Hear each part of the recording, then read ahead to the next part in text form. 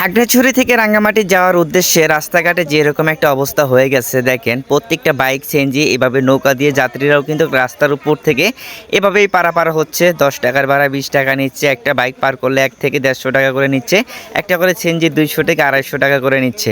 তো এই হচ্ছে বর্তমান বাংলাদেশের মানুষ, খাগড়াছড়ি টু রাঙ্গামাটি এই সব মানুষের ভোগান্তি। তো দেখেন এই বন্যার ভিতরে যারা যানবাহন চালায় তাদেরও কোনো শান্তি নাই।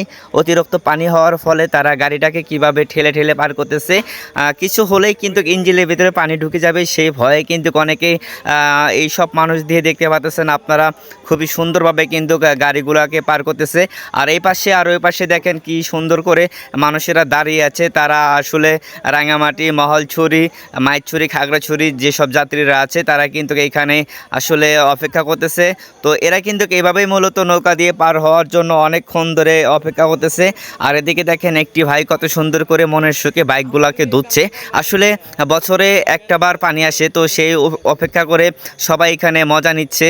আর যারা স্থানীয় বাসিন্দারা যারা ছিল এখানে, তারা কিন্তু খুবই কষ্টের ভিতরে আছে, কারণ অনেকের বাড়ি ঘর পানির নিচে ডুবে গেছে, মানুষের বাসায় খাবার নাই। তো এভাবেই কিন্তু বৃষ্টির সিজনে মানুষের এভাবে কষ্টের দিনগুলো পার হয়। আর এই রাস্তাটা কিন্তু খুবই উঁচু নিচু হওয়ার কারণে খাগড়াছড়ি থেকে রাঙ্গামাটি এবং কি বান্দরবনে যে সকল রাস্তাগুলো রয়েছে এই রাস্তাগুলোতে কিন্তু মানুষ চলাচল খুবই একটা কষ্ট হয়ে যায়। হালকা কিছু বৃষ্টি হলেই কিন্তু এই রাস্তাগুলোকে এভাবেই পানি দিয়ে পরিণত হয়ে যায়।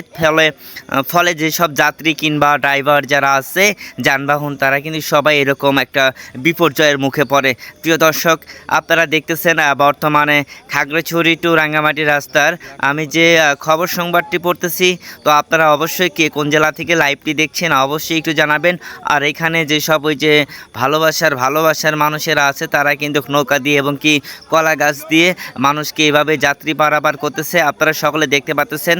তবে এই বিষয়টা আমাদের কাছে খুবই খারাপ লাগে, যেহেতু পানি মোটামুটি বছরে একবার আসে, তারপরেও মোটামুটি ভালোই লাগে।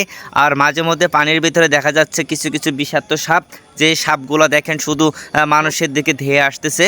তো আপনারা যারা আছেন অবশ্যই সচেতন সতর্ক থাকবেন। আর এখানে বিশাল বড় বড় সেনাবাহিনী গাড়ি এবং কি বড় বড় বাস ট্রাকগুলোও কিন্তু আটকে আছে পানির জন্য। তারা অপেক্ষা করতেছে কখন সেই পানিগুলো নেমে যাবে, তারপরে কিন্তু তারা সেই খাগড়াছড়ি কিংবা রাঙ্গামাটির উদ্দেশ্যে রওনা হতে পারবে। প্রিয় দর্শক, আপনারা আবারও বলতেছি কে কোন জেলা থেকে লাইভটি দেখছেন অবশ্যই একটু জানাবেন। আর মনির ব্লগস মনির ভাইয়ের সাথে থাকবেন। এইখানকার পরিস্থিতি দেখতে পাচ্ছেন খুবই ভয়াবহ অবস্থা। কখন জানি এই পানি নামবে, নামার পরে সকল যাত্রী ভাই বোনেরা তাদের গন্তব্যস্থানে পৌঁছাতে পারবে। তো এইটা শুধু সমস্যা নয়, এটা আমাদের জন্য খুবই দুঃখজনক একটি বিষয়। তো আসলে আমি নতুন সরকারের কাছে আবেদন করতেছি, তো আপনারা অবশ্যই এই সকল রাস্তাঘাটগুলোর দিকে একটু দৃষ্টি আকর্ষণ রাখবেন। সাধারণ মানুষের যে সব কষ্টগুলো করতেছে, আশা করি আপনারা এই কষ্টগুলোকে দূর করে দিবেন, কারণ আপনাদেরকে ভালোবেসে বর্তমানে নতুন সরকার, নতুন এমপি যারা আছেন অবশ্যই সবাই একটু এই সবের দিকে নজর দিবেন। ধন্যবাদ মনির ব্লগসের সঙ্গে থাকার জন্য।